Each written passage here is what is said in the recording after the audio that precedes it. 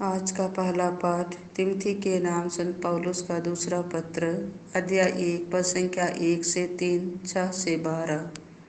तुम ईश्वरीय वरदान की वह ज्वाला प्रज्वालित बनाए रखो जो मेरे हाथों के आरोपण से तुम में विद्यमान है।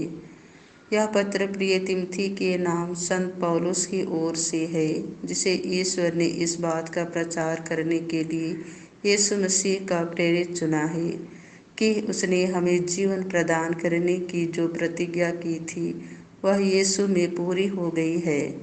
पिता परमेश्वर और हमारे प्रभु यीशु मसीह तुम्हें अनुग्रह, दया तथा शांति प्रदान करे। मैं अपने पूर्वजों की तरह शुद्ध अंतःकरण से ईश्वर की सेवा करता हूँ और उसे धन्यवाद देता हुआ निरंतर रात दिन तुम्हें अपनी प्रार्थनाओं में याद करता हूँ। मैं तुमसे अनुरोध करता हूँ कि तुम ईश्वरीय वरदान की वह ज्वाला प्रज्वालित बनाए रखो जो मेरे हाथों के आरोपण से तुम में विद्यमान है।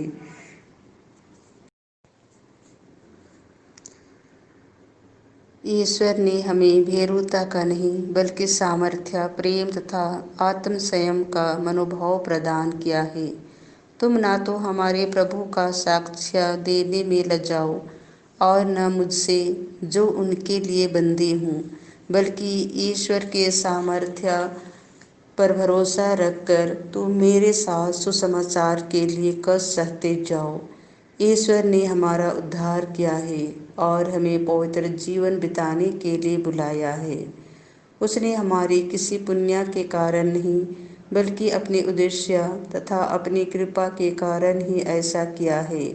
वह कृपा आनंदी काल से यीशु मसीह द्वारा हमें प्राप्त थी, किंतु वह अब हमारे मुक्तिदाता यीशु मसीह के आगमन से प्रकट हुई है। यीशु ने मृत्यु का विनाश किया और अपने सुसमाचार द्वारा अमर जीवन को आलोकित किया। मैं उस सुसमाचार का प्रचारक, प्रेरित तथा शिक्षक नियुक्त किया गया हूँ। इस कारण मैं यहाँ यह कष्ट सह रहा हूँ, किंतु मैं इससे लज्जित नहीं हूँ, क्योंकि मैं जानता हूँ कि मैंने किस पर भरोसा रखा है। मुझे निश्चय है कि वह मेरी धरोहर उस दिन तक सुरक्षित रखने में समर्थ है। संत मार्कुस के अनुसार पवित्र सुसमाचार, अध्याय 12 पद संख्या 18 से 27। वह मृतकों का नहीं जीवितों का ईश्वर है। सदूकी यीशु के पास आए। उनकी धारणा है कि पुनरुत्थान नहीं होता। उन्होंने यीशु के सामने यह प्रश्न रखा, गुरुवर, मूसा ने हमारे लिए यह नियम बनाया है, यदि किसी का भाई अपनी पत्नी के रहते निसंतान मर जाए तो वह उसकी विधवा को विवाह कर अपने भाई के लिए संतान उत्पन्न करे। 7 भाई थे। पहले ने विवाह किया और वह निसंतान मर गया। दूसरा उसकी विधवा को विवाह कर निसंतान मर गया।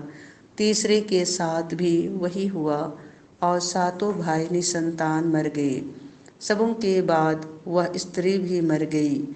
जब वे पुनरुत्थान में जी उठेंगे तो वह किसकी पत्नी होगी?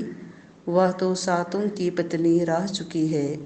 यीशु ने उन्हें उत्तर दिया, कहीं तुम लोग इसीलिए तो भ्रम में नहीं पड़े हुए हो कि तुम ना तो धर्म ग्रंथ जानते हो और न ईश्वर का सामर्थ्य। क्योंकि जब वे मृतकों में से जी उठेंगे तब ना तो पुरुष विवाह करेंगे और न स्त्रियां विवाह में दी जाएंगी, बल्कि वे स्वर्गदूतों के सादृश हो जाएंगे। जहाँ तक पुनरुत्थान का प्रश्न है, क्या तुम लोगों ने मूसा के ग्रंथ में झाड़ी की कथा में यह नहीं पढ़ा कि ईश्वर ने मूसा से कहा है, मैं इब्राहिम का ईश्वर, इसहाक का ईश्वर और याकूब का ईश्वर हूँ। वह मृतकों का नहीं जीवितों का ईश्वर है। वह तुम लोगों का भारी भ्रम है।